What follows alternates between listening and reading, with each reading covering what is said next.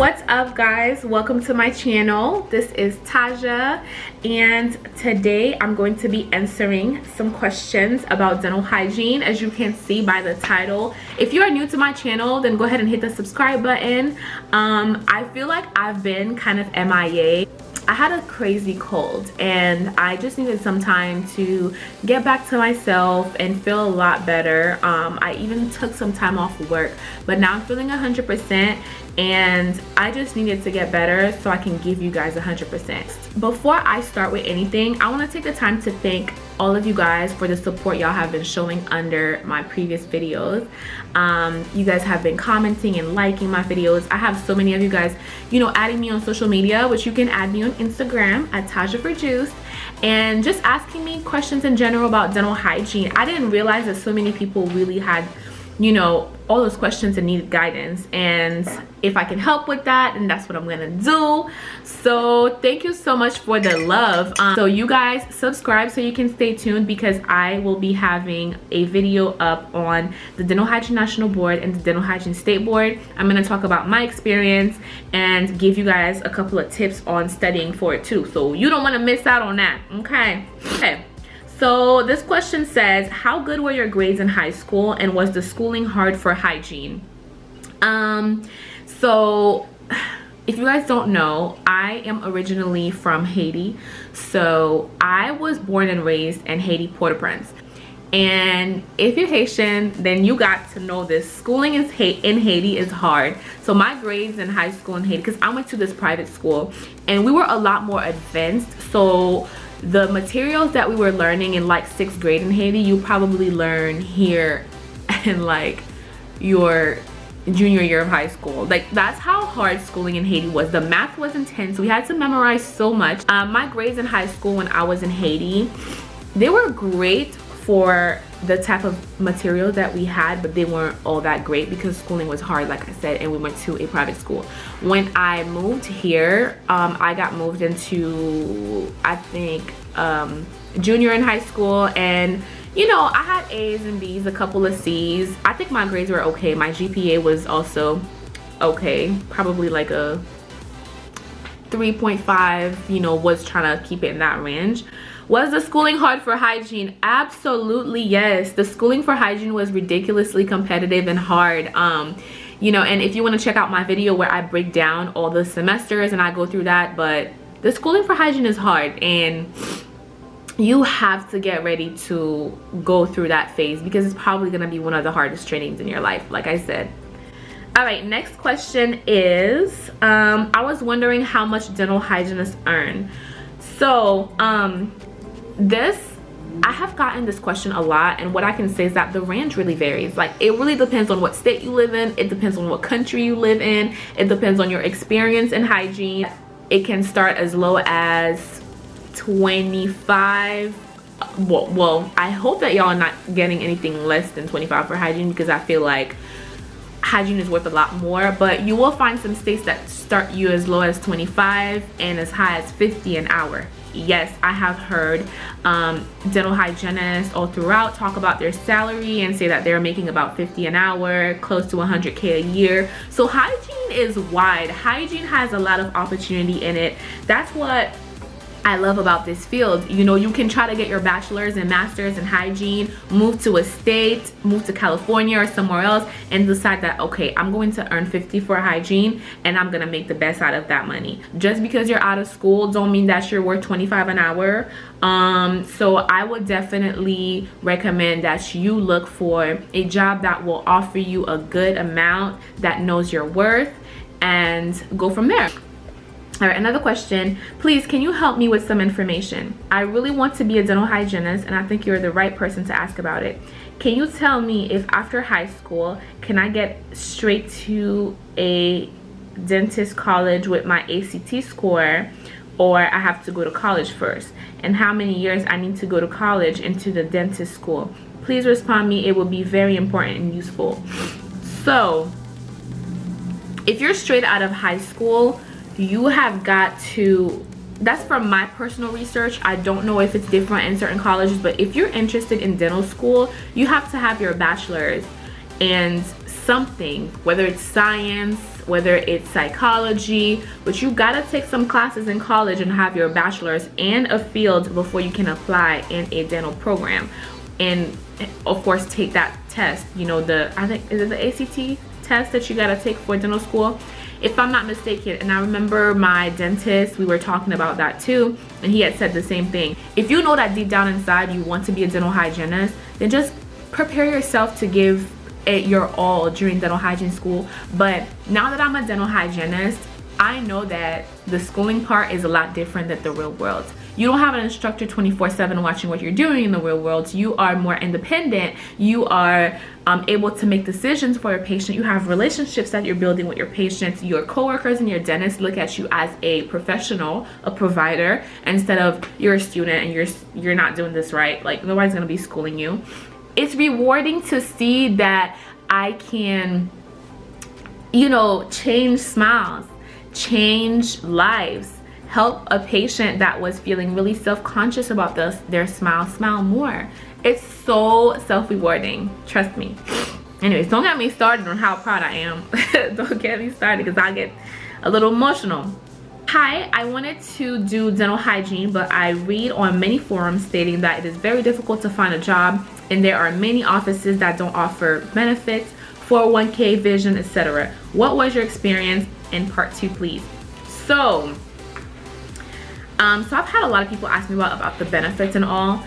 Me personally, and as far as I know, like my 2 dental hygiene friends, like my really best friends, we have benefits provided to us through our jobs. We have health benefits, vision, we have 401k benefits provided to you. If you are if you're offered a full-time job, you have got to have those benefits lined down.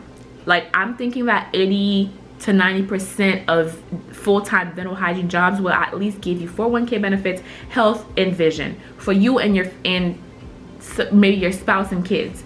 If that's not provided, I would not take the job. But me personally, every interview that I have been to, like when I was doing my job search, they had that provided. Every research that I made. Okay, so this is kind of a lengthy comment, but it says, thank you for the video. You are welcome. I would really appreciate the part 2. I'm actually on the road of eventually applying to the program. I'll be taking this year to finish up the prerequisites and then applying for 2019. I'm so nervous, but you are right. If it's meant to be, it'll be. Yeah, girl. Also, if you don't mind me asking, what is your age? I am 22. I'm 21, and I feel like this is kind of late to be just starting this journey. Do you think so? Girl, are you joking right now? You are 21 years old. It is definitely not late. Even if you were in your 30s, I think that it's not late to be a dental hygienist or go to dental hygiene school. It's not late to go to dental hygiene school.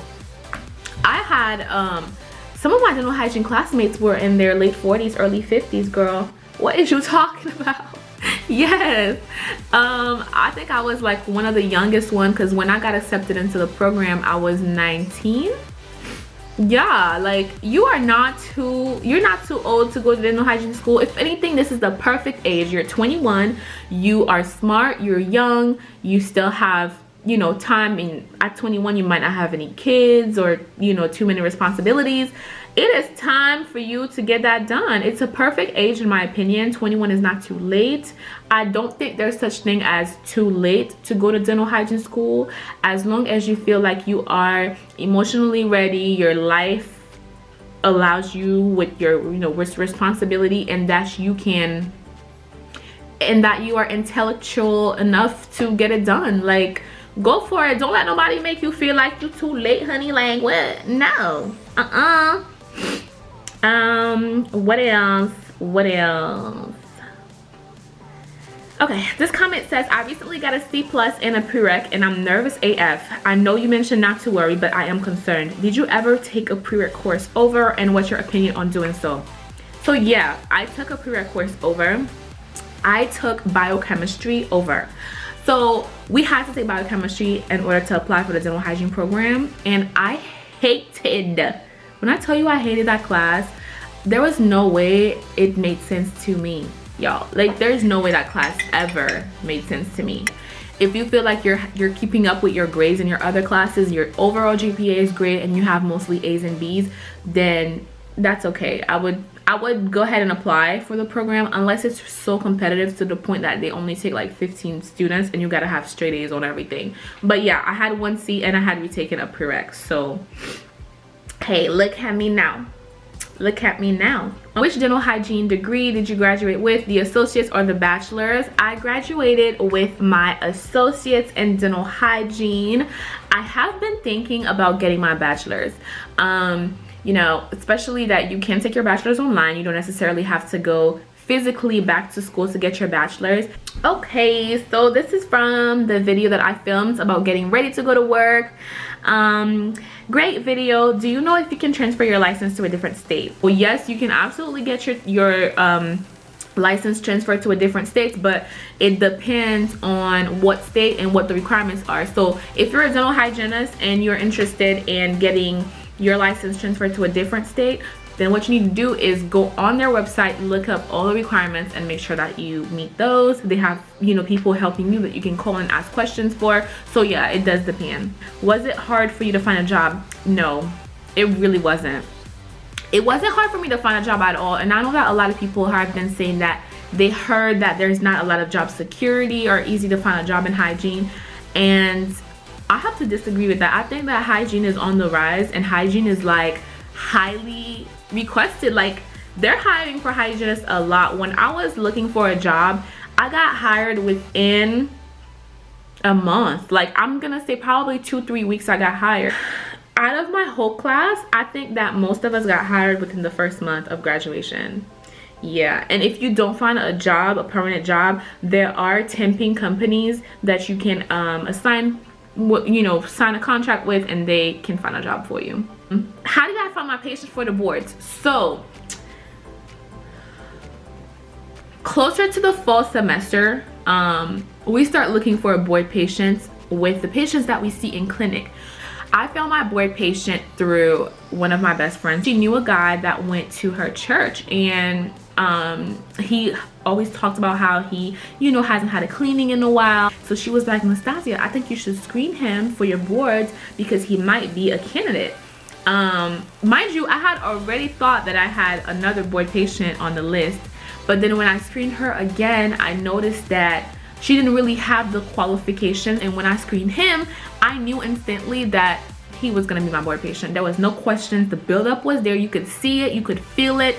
It was on the right amount of teeth, and it was exactly what I needed. A lot of times you want to find a patient that is that doesn't have too much going on in their medical history, because you don't want it to be too hard for you. So let's say a patient that has uncontrolled high blood pressure, a patient that has type 2 diabetes, a patient that has seizure experience, that had a stroke a month ago.